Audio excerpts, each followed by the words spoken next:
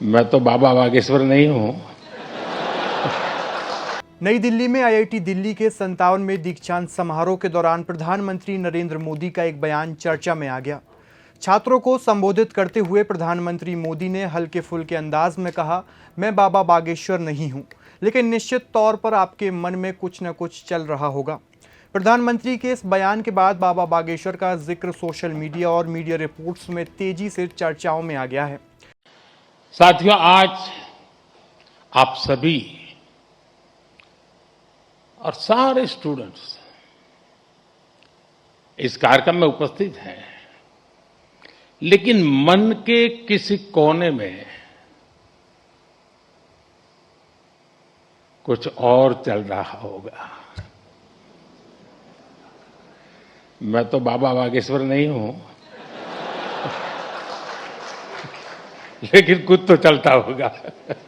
दरअसल प्रधानमंत्री मोदी आईआईटी दिल्ली के दीक्षांत समारोह में बतौर मुख्य अतिथि पहुंचे थे।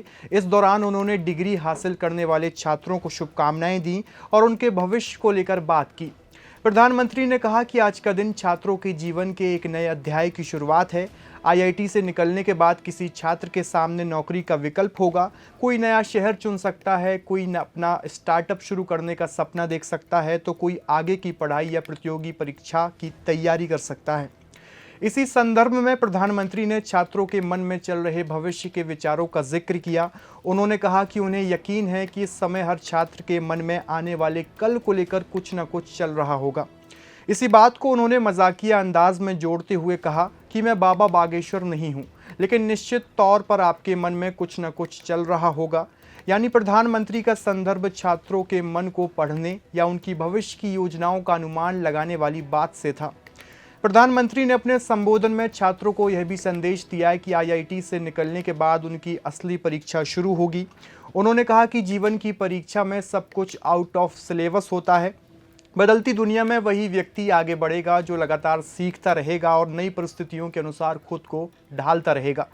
प्रधानमंत्री ने छात्रों से कहा कि अगले 30 से 35 वर्षों में दुनिया और तकनीक किस दिशा में जाएगी, इसकी सटीक भविष्यवाणी कोई नहीं कर सकता।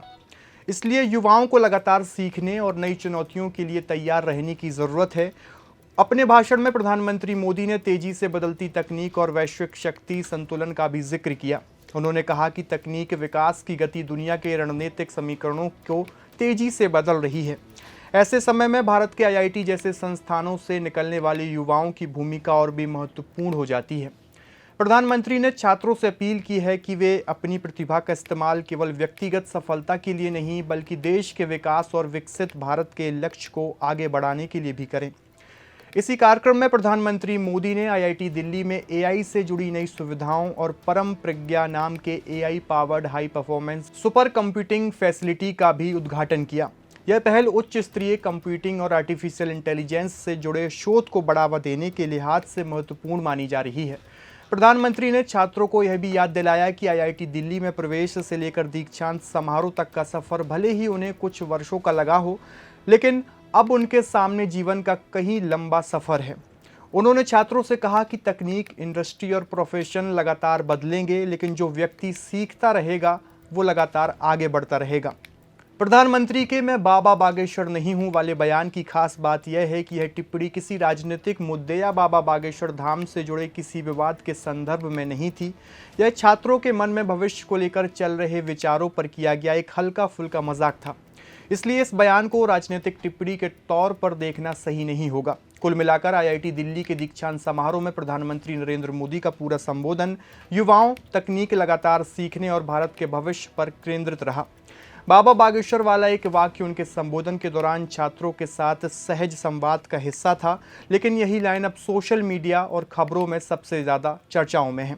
आपकी इस पूरी खबर को लेकर क्या राय है, कमेंट बॉक्स में आप अपनी प्रतिक्रिया ज़रूर दीजिए और बने रहिए पेप्टिक टाइम के साथ। शुक्रिया।